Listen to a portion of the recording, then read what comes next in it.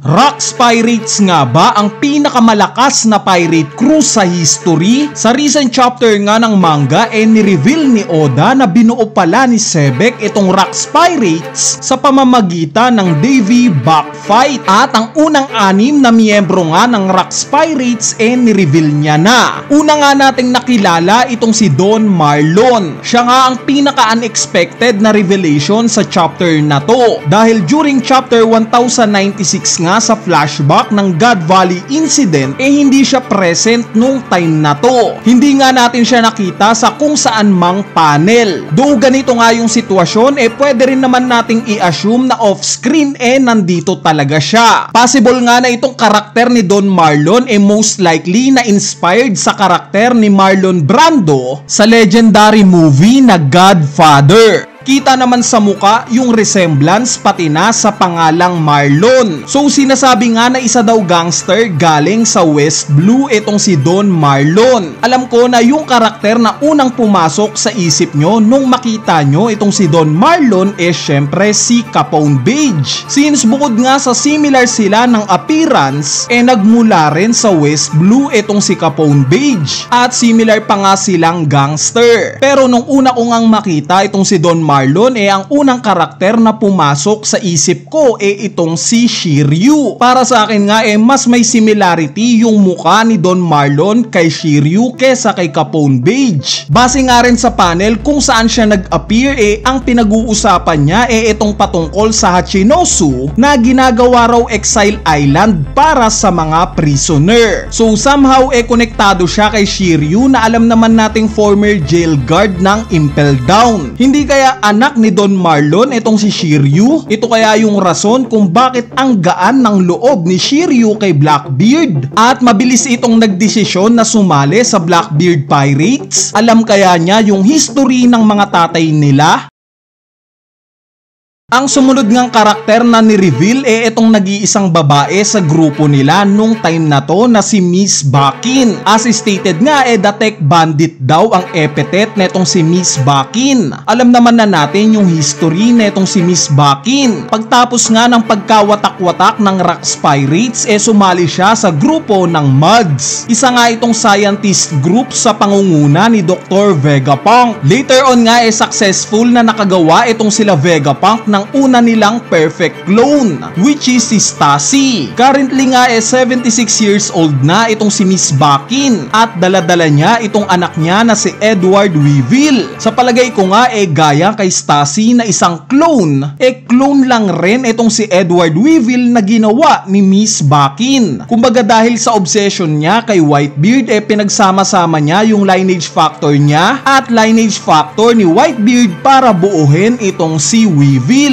Timeline wise nga sakto ito dahil currently nga 36 years old na itong si Stacy at itong si Weevil naman 35 years old na, meaning may isang taon silang pagitan. So pwedeng pagtapos ma-perfect ng Muds itong unang clone nila na si Stacy sa sumunod na taon nga dito na ginawa ni Miss Bakin itong magiging anak niya na si Edward Weevil. So base nga sa information netong si Miss Bakin hindi naman siya kinukonsidera bilang isang scientist. Sinasabi nga na isa lang daw siyang freeloader sa grupo ng Muds. At given na yung epithet niya science robber, malamang na pinoportray siya ni Oda na similar sa posisyon ni Nami sa Straw Hat Pirates. Kung si Nami nga magaling magnakaw ng mga pera, malamang na ganito rin si Miss Bakin. Pero instead na pera, technology naman yung kinukuha neto. Meaning this explains kung paano niya na-acquire etong si Edward Weevil. Malamang ninakaw niya yung technology ng Muds na related sa clone para magawa niya itong si Weevil.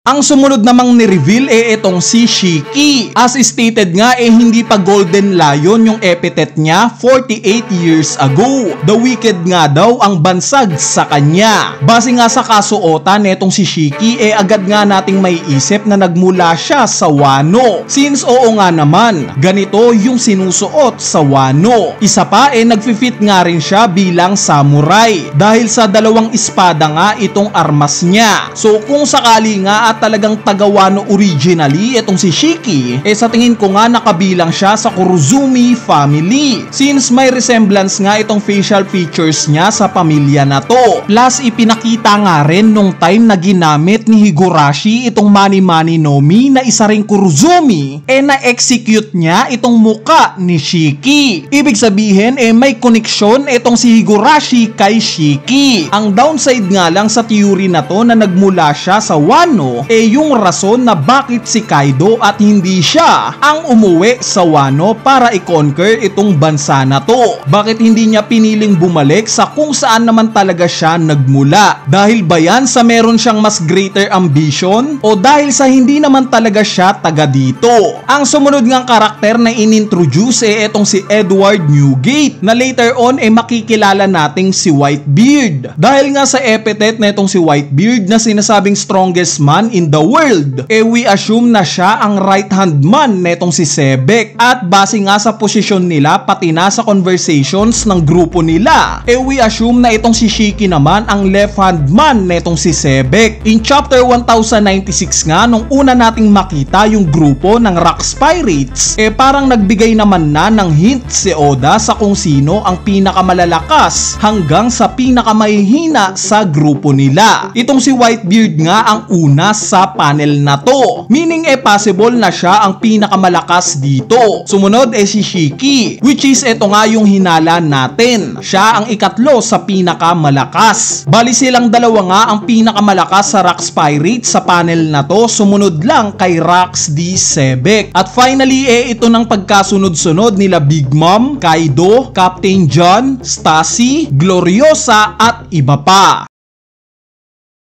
So ang sumunod ngang ni-reveal ito ng sila Ochoku at Ganzue. Sa mga nagdaang taon nga ang inaakala nating si Ochoku itong si Ganzue. Since itong zombie nga sa Thriller Bark arc mahalin tulad natin sa karakter niya. Pero it turns out na ito pala si Ganzue. Speaking of Thriller Bark arc confirm na nga na yung ilang miyembro ng Rocks Pirates yung mga nakita nating zombies ni Gecko Moria during Thriller Bark arc. Itong si Ganzue nga itong napakalaking zombie na may pagka-centaur yung appearance. Assuming na ganito talaga yung itsura niya nung nabubuhay pa siya, pwede nga nating sabihin na nakakain siya ng devil fruit na merong relation sa hayop o nakakain siya ng Zoan devil fruit. Sa part naman ni Ochoku o ni Wangzi, as stated nga siya daw ang future commodore ng Hachinosu. Meaning pagtapos mamatay ni Sebek sa God Valley, ang namuno na sa Hachinosu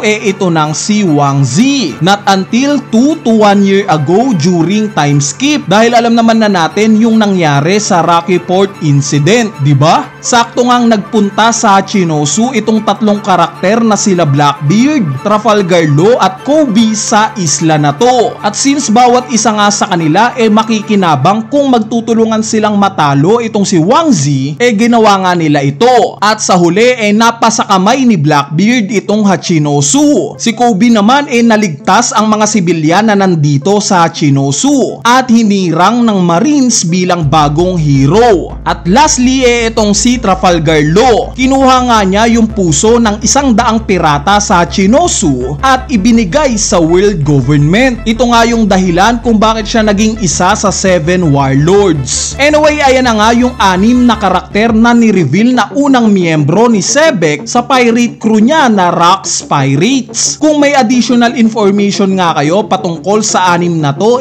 wag na kayong mahiyang i-share yan. I-comment nyo na nga lang yan sa ating comment section sa ibaba para mapag-usapan natin yan. So yun lang, peace!